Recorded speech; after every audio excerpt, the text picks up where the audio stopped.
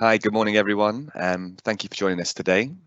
Welcome to what is the final presentation in our four-part webinar series about everything that is net zero. So my name is Chris Scott, and today I'm going to be talking to you about the route map to net zero. So looking at some of the major challenges we face and some of the changes that are going to happen or that need to happen in order for the UK to meet its extremely ambitious 2050 net zero target. So before we begin, I just wanted to say that we have a Q&A at the end of this presentation. And just as a reminder, if you do have any questions, then please could you leave your name and your company name, and then we can always get back to any of you who we don't have time to answer. Okay, so let's begin. So this is me. If you'd like to get in touch after today, then my contact details can be seen here. Alternatively, you can have a look at our website where you can find a lot more information about our smart energy team and the work that we do. And so for those who don't know Hydrock so well, we are a multidisciplinary engineering firm with offices all over the UK. We employ over 450 staff, and we offer consultancy services across a huge range of sectors from acoustics to nuclear management. And within that, our smart energy and sustainability team offers a wide variety of services within the energy sector, from individual building level zero carbon design, all the way to citywide master planning consultancy, as well as traditional utility and sustainability services. So personally, I'm passionate about numbers, so demonstrating the value of zero carbon strategies and the life cycle benefits of emerging technologies. There will be a lot of numbers and key dates mentioned in today's presentation, but thankfully you don't have to commit all of these to memory, as we have produced a detailed roadmap document which we will be issuing to everyone who's attended our smart energy webinars, along with an infographic which will help you visualize some of the key features we'll be talking about today. So as I mentioned, this is the fourth presentation about net zero. The three before me were given by my colleagues Josh Bullard, Henry Easterbrook and Rebecca Lydon, who all gave fantastic presentations, and I would encourage anyone who missed them to go to our website and have a look, and that is at www.hydrock.com/webinars. So achieving net zero carbon emissions for an entire country is obviously a huge subject area, and there is a lot to squeeze into a 25-minute presentation, but this is how we're going to do it. First, we'll have a quick recap of where we are now in terms of the UK's emissions, and then we will look into each sector to see what is happening in a bit more detail, starting with the three major emitters: power generation, transport, and buildings and industry. And then we'll look at the remainder and some of the more difficult to manage emissions. As I mentioned, at the end there will be a Q&A, so please send through any questions you may have. In fact, our technical director, Josh Bullard, will also be available for the Q&A at the end, and he'll be picking out any exciting questions that come up along the way. So yeah, please just ask away. So let's begin. Where are we now? Much of this was covered in detail by Josh during our first net zero webinar. In short, we have reduced our emissions significantly in recent years, by 43% compared to 1990 levels, with transformations coming mainly from the energy sector. And you can see that in the blue line on this graph. Thanks to these changes, we are currently on track to meeting the government's third carbon budget, which covers 2018 to 2022. Unfortunately, the government's own projections demonstrate that its policies and plans are insufficient to meet the fourth or fifth carbon budgets, which cover 2023 to 2032. As you can see in this graph, there is still significant progress to be made in sectors such as transport and agriculture. And to meet our 2050 net zero target will require unprecedented changes at all levels across all sectors as soon as possible in order to avoid potential catastrophe. So today I'm going to try and walk you through some of what we think are the most important changes you need to be aware of. So looking at energy, transport, buildings and industry, these make up over 80% of our current emissions. Agriculture and waste make up most of the remaining emissions. But it's also important to note that within our territorial emissions, we do not currently account for international shipping and aviation, which is equivalent to roughly 8% of our total declared emissions. Nor do we account for emissions from imported goods such as food or electronics, and this is almost equivalent to our entire territorial emissions combined. So really, we are only seeing half of the picture. As we'll see, dealing with our own emissions presents a big enough challenge, but moving forwards, it is important that we do look beyond our borders at the global challenge that we are all facing. So let's delve into a bit more detail to show you how we are going to get each of these sectors to net zero emissions. Firstly, power supply. So as we have seen, the energy supply sector has been the saving grace for us meeting our third carbon budget. The National Grid recently announced that it will be able to fully operate its electricity system with zero carbon by 2025. Now, this only means at certain times, and we are not expecting to see a fully decarbonised grid until the 2040s. But as we move towards increased electrification within many sectors, the National Grid is also preparing for a rapid increase in capacity availability and renewable generation throughout the country. So let's take a look at our grid. At present, our peak capacity is around 60 gigawatts, and at times we are already operating close to our limit. We have reduced our reliance on fossil fuels to just 43% in 2019, and this needs to reduce to zero before 2050. One big uncertainty for the future is whether the UK will move towards either a fully electrified energy delivery system or whether there will be a more balanced approach with the use of low carbon gases such as hydrogen and biomethane at a national scale. Depending on which way we go, it's anticipated that the peak electricity demand will either double or triple to somewhere between 120 and 180 gigawatts by 2050. We can expect more certainty on this when the government's energy white paper is delivered, now likely towards the back end of 2020. This will hopefully provide some clarity on the future of the UK's energy supply system. But in either situation, we know that significant investment in renewable energy generators, infrastructure reinforcement, and storage technologies will be required. And with much of this capacity increase needed by as soon as 2035. So our existing solar capacity, which is roughly 13 gigawatts, will need to be either doubled or tripled by 2050. Both onshore and offshore wind will also require similar scales of uptake to provide roughly 80 gigawatts of generation capacity by 2050. In order to cope with excess and intermittent generation, battery deployment will need to increase sixfold, and interconnector capacity, which is our ability to share electricity with other countries, is likely to increase by between 250 and 450%. Now, batteries are the obvious choice for storage due to their ability to manage short-term fluctuations in demand and generation. However, long-term duration storage, such as pumped hydro or renewable hydrogen, just to give two of the many examples, these will be crucial to accompany high levels of renewables in order to achieve a low grid carbon intensity. And the key logistical challenge with hydro and long duration storage is in relation to the business case and payback, which runs into the decades. So government support will be required to facilitate this. But with all of this, new markets will evolve. One example is with new flexible and smart electricity tariffs, which we are beginning to see. So half-hourly settlements will mean that dynamic pricing will become the norm at a domestic scale. And this will give consumers the ability to time when they use energy and allow them to benefit from market arbitrage principles. And further to this, acting as a prosumer will enable individuals to trade power with neighbours or beyond as the power market continues to evolve and undergo regulatory reform. In fact, just this week, Octopus Energy stated that many of their EV owning customers were actually paid £5 over the bank holiday weekend when we had record levels of sunshine for the year. Whilst getting paid, customers could charge their EVs with approximately 600 miles worth of electricity, which Octopus pointed out is enough to drive from London to County Durham and back. We are already seeing that technologies like batteries, which can facilitate demand-side response and grid balancing services, are already proving to be major assets for many individuals and developments. And in the very near future, the life cycle costs of these will be driven down sharply thanks to these evolving markets.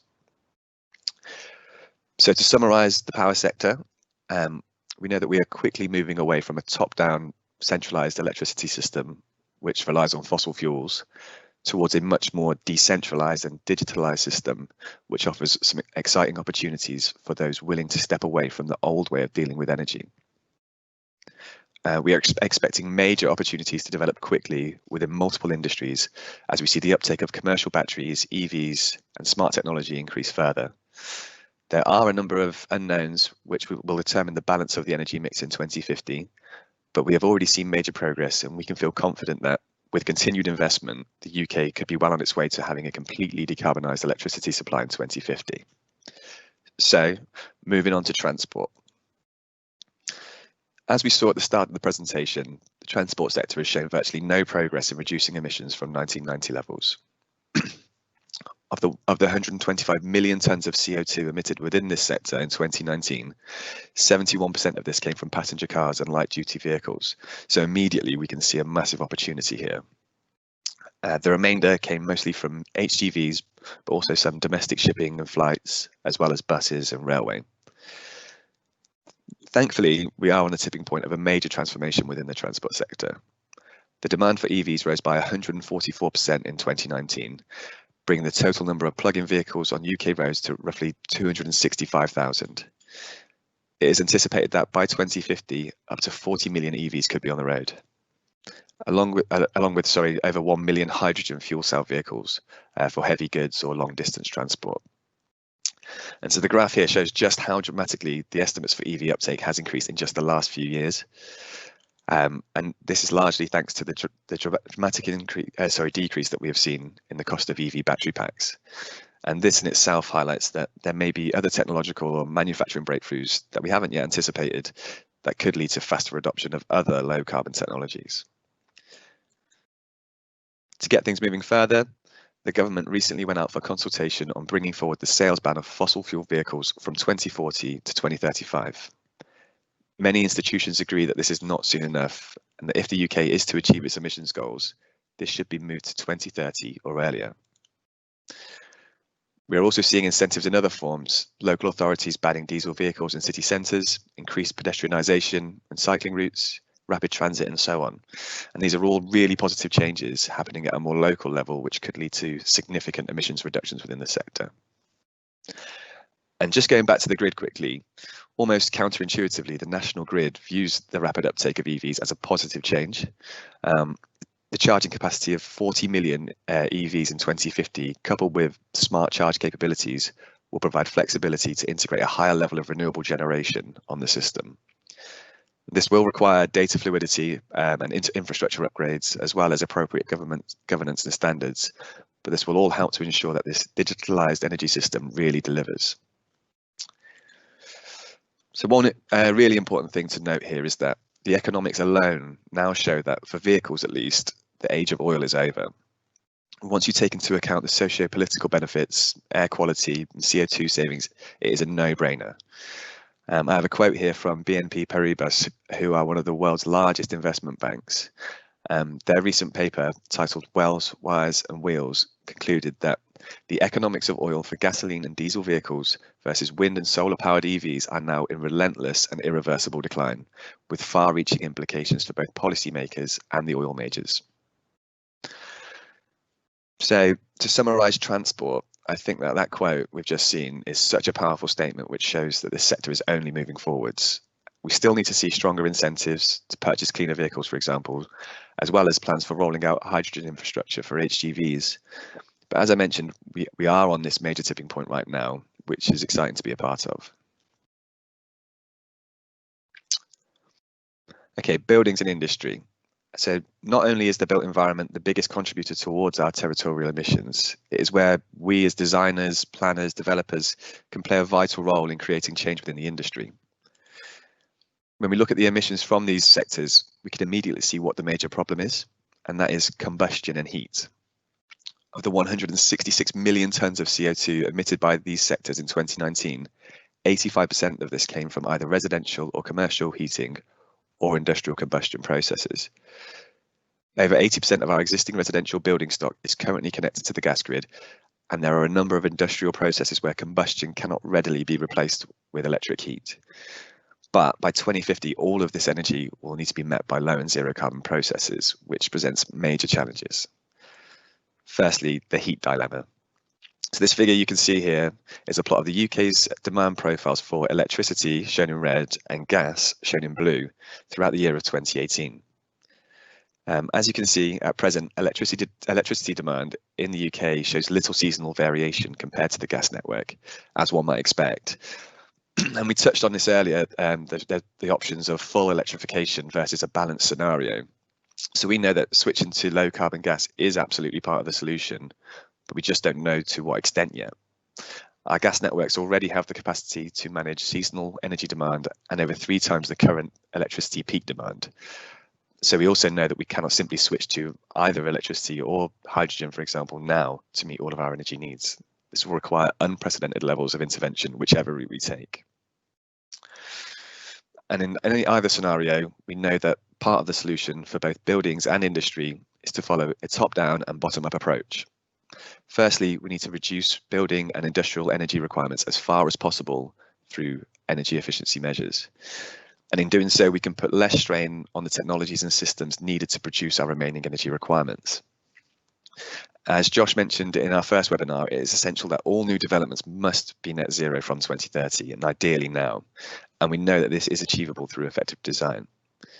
The next major challenge in buildings is within our existing stock. So 80% of the buildings needed in 2050 have already been built.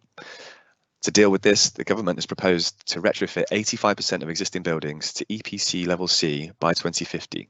However, there is currently no framework in place to achieve this. The government has also proposed a gas ban on all new residential projects by 2025, and it is likely that from 2035, all replacement heating systems should be low carbon. But again, there is much needed clarity on this matter. We are, however, seeing progress at local authority level. Many cities around the country are now expanding and connecting large heat networks to deliver sustainable heat to buildings and industries in urban areas. By 2025, heat pump sales are expected to double compared to 2017 levels, and we know that heat pumps will be integral in our future energy mix. But we are still awaiting to hear the government strategy regarding how the existing gas network will be repurposed for a zero carbon economy. So we've had a look at our electricity grid, so let's take a little look at our gas grid now. Thanks to energy efficiency measures and the electrification of some sectors, it is expected that between now and 2050, that gas consumption in the UK will fall by roughly half, and will be comprised solely of low and zero carbon fuel sources, namely hydrogen and biomethane. The application for both of these at scale is very much in its early stages. Therefore, there is a lot of uncertainty about how this will develop. And although the government is yet to commit to a strategy, others are taking progressive steps to gear up. So, for example, Wales and West Utilities have pledged for their entire gas network to be hydrogen ready by 2035. And in other countries such as Germany, Italy and Denmark, these are leading the way with hydrogen gas blending within their gas networks. If the UK follows suit, we could possibly operate our existing gas network at 20% hydrogen without causing any technological disruptions, and this could be implemented as early as 2030. It is expected that from 2030, industrial clusters could operate on 100% hydrogen networks. Eventually, these could be interconnected to form larger groups, utilising surplus renewable power to generate hydrogen through electrolysis and using carbon capture and storage to transform fossil fuels into low carbon emitters. We also know that from 2020 onwards, we need to produce 20 large-scale anaerobic digestion plants each year, increasing to 40 per year from 2030 in order to meet our biomethane demands. Other technologies like biosyn gas production and carbon capture and storage need rapid investment and policy implementation now to stop us getting caught out too late. So to summarise buildings and industry, in buildings, we have a strong idea of what the future will look like. Urban areas are already progressing towards zero carbon heat networks, and we know that a combination of heat pumps and hydrogen ready boilers will contribute towards the heat mixture in 2050. It is industry that faces major challenges with regards to low carbon combustion. And although it may seem like we are an extremely long way from a zero carbon gas network, bearing in mind that low carbon gas accounts for only 0.5% of our consumption today, and this needs to be 100% by 2050. We also need to remember that we were in a similar situation with renewable electricity generation, which was only 2.8% 2 decades ago. We are expecting policy changes and investment strategies within the next few years to really drive changes within the gas industry. So watch this space. So now we've covered our main greenhouse gas emitting sectors. I'm going to quickly cover the remaining sectors which account for roughly 15% of the UK's total greenhouse gas emissions, starting with waste management. So this infographic kind of sums up some of the opportunities we are likely to start seeing within the waste management sector in the near future. We have seen successful emissions reductions in recent years through measures such as landfill tax increases, and we are expecting a ban on landfilling of most biodegradable waste streams by 2025, food waste being key here. DEFRA are also currently exploring policies to work towards eliminating the landfill of all biodegradable waste by 2035.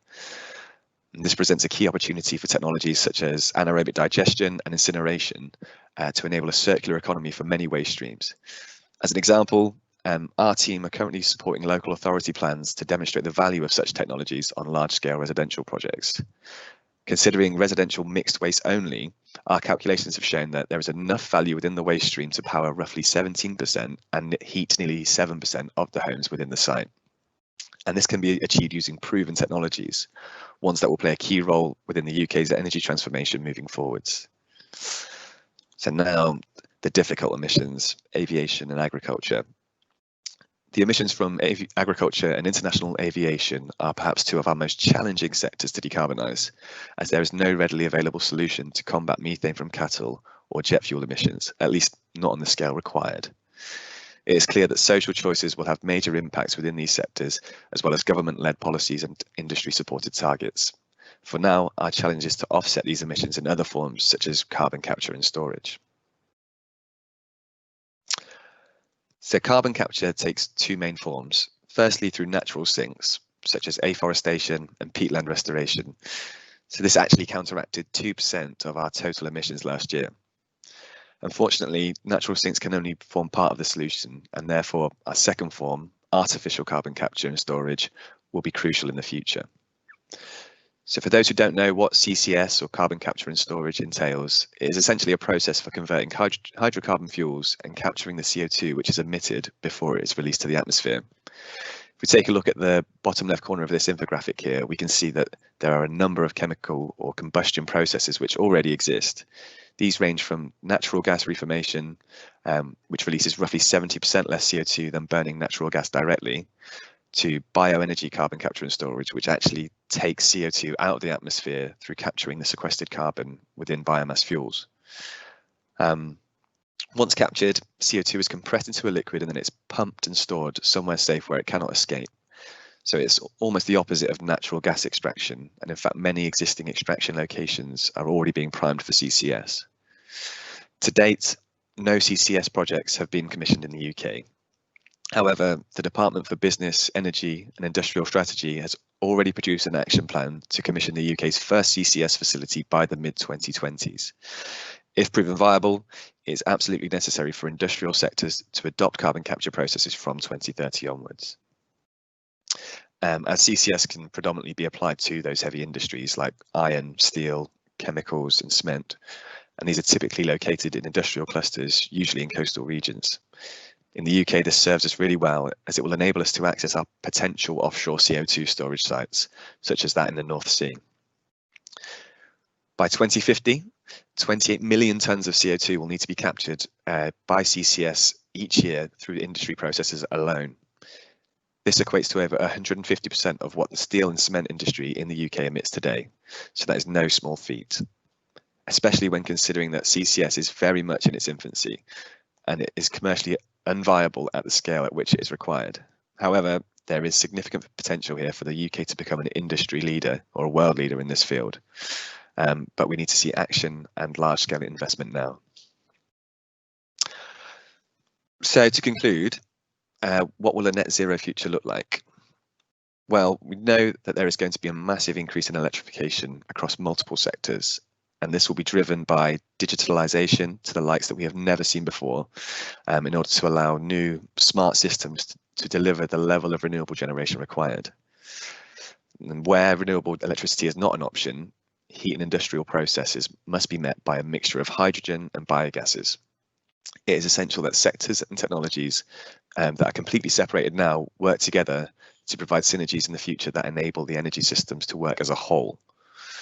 Meeting the UK's net zero target will require unprecedented innovation across the entire economy.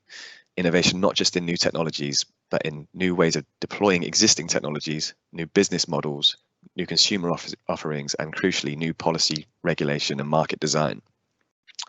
One final important statistic that I'd like you to take away from today is that 50% of emissions reductions needed by 2050 will require some level of change in human behaviour. We cannot simply wait for technological unicorns to come along and fix all of our problems. If the COVID pandemic has taught us anything, is that we can come together and make difficult changes across all levels of society when it really matters. The UK was the first country in the world to enact zero targets into law. If we can harness this opportunity and apply it to the climate emergency, we have a real opportunity to become world leaders in combating climate change as we progress towards a net zero 2050.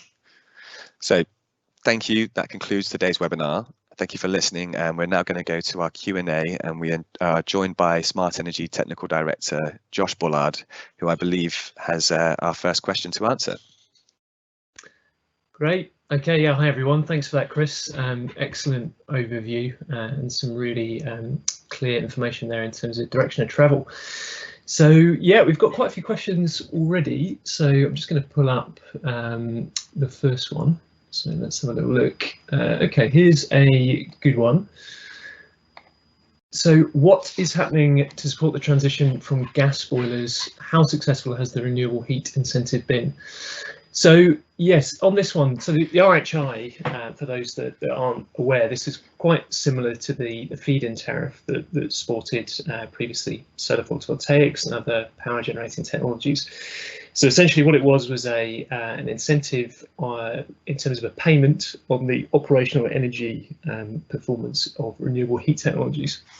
So they included heat pumps primarily, but also biomass, solar thermal and some other technologies. Now, one of the sort of issues with the RHI in its previous guise is that it didn't really solve the capital issue in terms of how do you actually get the technologies in the building in the first place. So you still needed to raise that capital to put those technologies in. It was only upon installation, commissioning, and then you would receive payment essentially on every unit of heat that's being produced. So in terms of the future, there's a consultation currently underway at the moment, which the government is essentially looking at an alternative arrangement for the RHI. So what it's looking at is an extension of the current system, in particular for non-domestic applications. So that'll be over the next year, I believe, up to 2022. And then from 2022, they're looking at a capital grant. So this will be a direct payment to support renewable heat. The change here is that it's no longer going to look at every technology size, so large-scale systems will be supported via alternative means. But on the smaller systems, so primarily domestic and at the sort of lower end of the scale, sort of up to about 50 kilowatts, it will be supported by direct payments, so capital grant, which again I'd have to check notes, but I believe is in the order of £4,000. So I think what we can expect off the back of that is an uplift, primarily I would imagine towards air source heat pumps, because it will help to support the majority of the cost of that, but also towards ground source technologies as well, certainly for domestic applications. So there's a number of issues there still that does need to be resolved to help develop and really push forward low carbon heat. On the larger scale, the sort of primary way that's being driven at the moment at a municipal or city scale is through the Heat Networks investment programme, which we touched on in previous seminars. So again, via central government and BEIS, that is essentially looking at delivering and supporting feasibility assessments, design work and installation of heat networks throughout the UK. So at the moment there are around 200 live projects, and up to 2030 we can expect about 9,000 projects potentially to be underway. So that is significant, and in any major city we can expect to have a heat network in some form or guise. Okay, so I think that one covers the renewable heat. Okay, well, I've got a good one here, Josh, I think that I'd like to have a go answering. So this is from Josh Bullyboy, and the question is, what is the single biggest challenge that the construction industry can make to impact carbon emissions? And so I think that is a great question. I think the answer is looking at embodied carbon. So Josh touched on this in our first webinar, talking about whole life carbon of buildings. So Energy is what we look at the moment within the building regulations, and that requires you to look at your regulated emissions, which is your fixed services like lighting, heating, ventilation, and then there's a commitment to reduce that to what the government determines a sensible level, but that's not zero at the moment. And then with that, we're only looking at one small part of that. We're not looking at our plug-in, which is our unregulated energy requirements. So that again forms a part of the carbon emissions released from our building over its entire life cycle. But then one thing that's completely ignored by the construction industry largely at the moment is the embodied carbon within the materials that make up a building. So this accounts for anything from transport or extraction all the way to decommissioning of these materials. And so as we work towards like a net zero target, and we can try and reduce energy demand as much as possible, we can show value to clients or to residents or to building occupiers that we can have a zero carbon operational building, which is going to save them money. But actually, by having a zero carbon embodied carbon building, where is the value in that? Because there's no payback necessarily at this stage. So I think creating markets for like circular economy, making materials reused will be really interesting to see how that happens moving forwards. But at the moment, I think that is our biggest challenge and just a really difficult one to tackle. I'm going to focus on another question on heat, because I think this is quite an important one. And again, it picks up on the sort of cost issue here. So the question is, bills for electric heating are still higher than gas currently, even with a drop in price of renewables. Is there an economic case for the short-term transfer to electric heating over gas? Yeah, so this is a question that comes up on many developments that we're working on, and clearly is going to have a big implication, particularly with the impending ban on gas in new development from 2025. So I suppose on electric heating, it depends if we're talking about direct electric heating in the form of resistive heating, or if we're looking at other forms of electric sourced heating, such as heat pumps. So on heat pumps, for every unit of electricity we're putting into the system to drive the compressor, we're getting 3 or 4 units of heat out. So there is an efficiency there in terms of the thermal transfer process, which brings us closer to the current gas pricing. But I think this is a good question in the sense that, why are bills for gas at the moment cheaper and commensurate to electricity? And really, it's how gas has been priced and taxed up to this point. So historically, we've had a ready abundance of gas, and it hasn't really been taxed heavily to date. So I think what we can expect in future is that will change. So in the next white paper that's coming out from the government, it's going to be interesting to see what happens there. But I think certainly on the economics of heat pumps, once we take into account that efficiency, it is still starting to get closer in terms of the direct cost. There's a whole range of other variables as well. If we're just talking about the simple cost of a direct comparison of how do you deliver that heat, that's one part of the story, but there's also a range of other factors we need to really talk about. There's supply security, there's resilience, there's also the life cycle costing as well of the system. So what about the cost of replacing a boiler? You've got gas pipe work, system costs that all need maintaining. Equally, you'd have to maintain a heat pump, but going forward into future, as the grid is decarbonised, there's a whole range of options for how you could then support that as well. So that could be through battery storage, for example, market arbitrage principles. So Chris mentioned, again here, talking about half-hourly settlements, so the move away from fixed pricing in terms of how we currently buy electricity, particularly for domestic application, towards an agile pricing system. So the ability, for example, if you had batteries, you could store renewable power that you're generating from solar photovoltaics or other technologies, use that during periods of high pricing, and then during the low pricing period, draw from the grid or use that to supply heat pumps. So there's a whole range of factors here that need consideration, and I think certainly once we look at the economic case over a longer term period, 10 years, 15 years, it does stack up, but each case needs to be looked at. And clearly with all of these, there's a case to be made here for a just transition, so making sure that we don't have unintended consequences of forcing a move away from gas, which, as the question correctly identified, is currently a cheap heat source. Okay, great. I've got a question here from Hayley Magnus. And I haven't chose it because it's really flattering. It says, "Thank you, Chris. That was such a well-informed talk." But the first question was, what are your thoughts from a government perspective with the challenge these industries are facing? So I think, yeah, as we mentioned, I think the government, with building regulations, we're only looking at a small part of this at the moment, and there needs to be some serious drive. I think one thing that we need to remember is that we had a system in place for 2016 to deliver net zero buildings, or at least zero carbon buildings in terms of building regulations. So we've kind of missed a trick already. We're already way far behind where we should be now. So government really needs to step up now and drive action. And then the second part of that question was, do you think there will be a one-size-fits-all approach for all regions across the UK? Or do you think we need to address issues in a case-by-case at a more local level?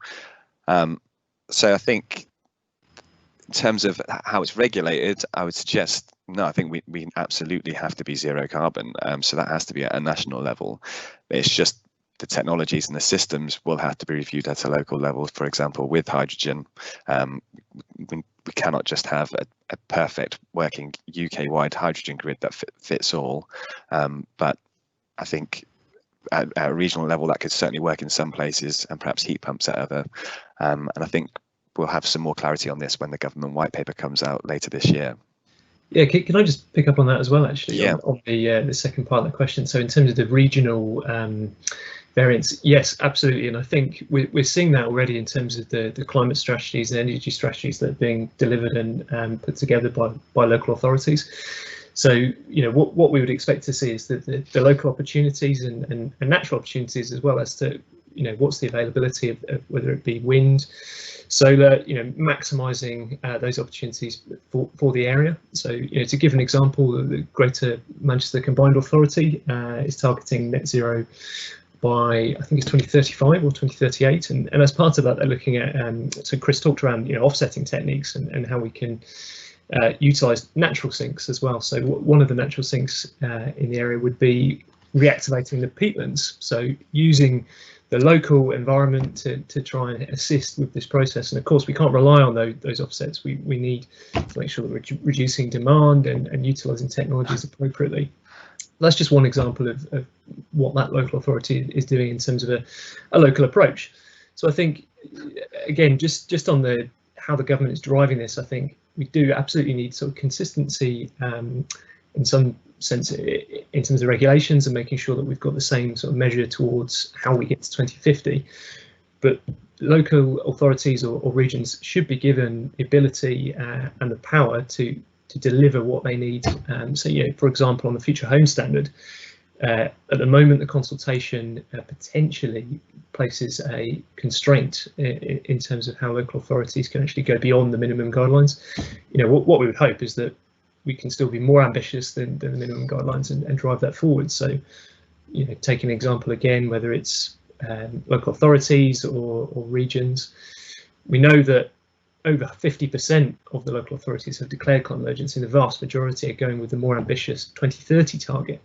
So as we've shown today, even getting to 2050 is going to be a real challenge and some significant constraints there. So, you know, to be able to deliver that at scale on a local level is really encouraging, and we would expect to certainly see local variants. So there was a good one here on batteries again, so I'll just pick okay, in the domestic market, how long do you think it will be before the major house builders can economically include batteries in their developments? Yeah, so good question. So right now, or I should say, to give it a context, over the last sort of 2 to 3 years, the battery market has evolved massively. So we've gone from a case where paybacks were very challenging, and in fact, to get a payback on batteries, because of the nature of how the technology works and the number of cycles, the sort of lifespan of the system was around 10 to 12 years before you had to replace the cells. So there was a struggle in terms of making that stack up against the sort of demand profile for buildings. But even at a domestic level now, we're seeing that there is a payback on those systems. Some of the more expensive kit, the Tesla product, for example, it's going to depend on what systems you've got, and ideally you'd be co-locating power generation, but also storage and electric vehicle charging infrastructure. So again, going back to what we were saying before about those pricing points and maximising opportunities in how you're delivering that electricity in the building. But at a commercial level, an application particularly for a large-scale development, so if we're talking around a housing developer, for example, the commercial scale batteries, which you see look like shipping containers, sort of 1 megawatt, these now can get a payback in the order of sort of 3 to 4 years. And actually, the huge opportunity there is around the revenue streams that come from the grid balancing that you can achieve. So on the one hand, we're looking to use those batteries to provide greater resilience and capacity on site, and utilising our renewable power that we've generated within the curtilage of the development or to our neighbours. But beyond that, there's also a number of revenue streams. We talked around this in some of our previous seminars. So the big ones here are the capacity market and the balancing market. So two major ways of basically supporting the grid. So as Chris mentioned, and as we discussed before, one of the challenges at the moment is that because of the nature of renewable technologies coming online and offline on the system, the grid needs to ensure that it's balanced. So we've got demand and supply that all stacks up. So batteries have a key role to play as part of that, and right now they're able to receive substantial payments to support that. So yeah, if anyone's got any questions on that or examples or of sites where they'd like an investigation undertaken, we can absolutely help with that. And the economics do stack up. So yeah, batteries are the way forward, and we're going to see a significant uplift over the next decade.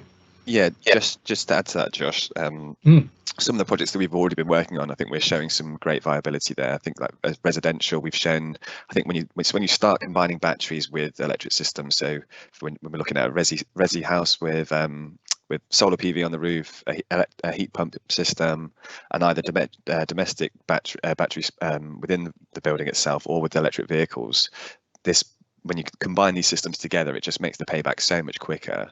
And I think another project we were working on recently was looking at installing batteries with renewables on a commercial site, but then actually using an EV charging station, so you could charge that commercially. And again, it just brings down these payback periods to just a couple of years, and that's without looking at what Josh was talking about with these electricity market balancing mechanisms. It's there's so much money to be earned out there, really. Yeah, I think there's the payback side, but equally there's this is becoming a tradable asset. So on the site, it's helping the economic case for the whole development and viability. So essentially using these technologies to unlock the site in the first place, and then using it. So yeah, a whole range of how that ownership could operate. It could be provided at no capex potentially to the developer as well. So keep it off the balance sheet. Yeah, there's a whole range of options there. So I would suggest that we're going to see a huge uplift in battery storage in the next few years. So most older houses are inefficient and require high heating water temperatures, even if they have insulation installed. Heat pumps are mainly viable at low temperatures, so would not be able to be most practical solution in these properties. As there is no set date on a hydrogen gas grid, what is the alternative solution? So I think retrofitting is key here, and obviously. We mentioned in the presentation that there is plans for the government to do this. In fact, there's already incentives out there now. It's like loft insulation, but it's just not being taken up at the speed that it's needed.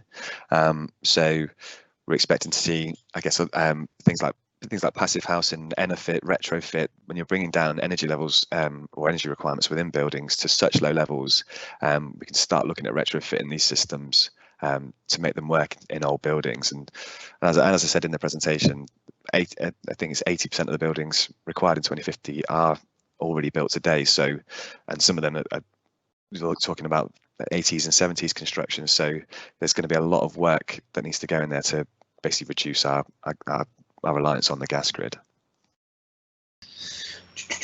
So there was a question here around the local planning system. So on that one, I was just going to refer back, actually, I'm not sure if the person who put the question had been on our previous seminar, but Rebecca, our colleague, in the last seminar did a session looking at the planning system against the climate emergency and what some of the constraints, but also opportunities in terms of how local authorities can deal with that. So I'll probably refer back to that one if I may. There was a session there that covered that.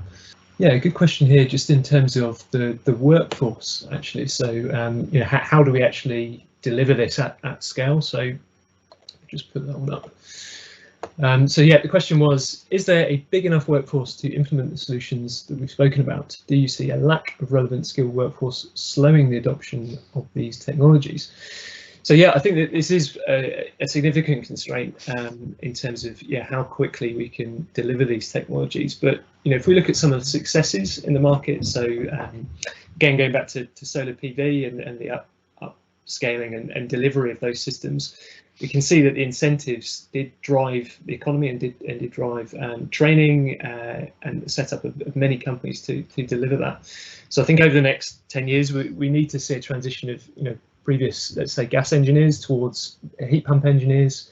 And there needs to be a significant uplift in terms of sort of the educational and training programs. So we need to see realistically a Green New Deal in terms of how we transition out of COVID and towards supporting the economy. This is, all the evidence would suggest that is the best way forward. And actually, again, even if we look at the last financial crisis, I think from the Financial Times, they'd indicated circa 30% of the recovery during that time in sort of 2009 was driven by the green economy. So from renewables, from the power sector, decarbonisation. So there's a huge opportunity for us really to do this, but we need strong action from government, from policy makers, from industry in terms of this transition.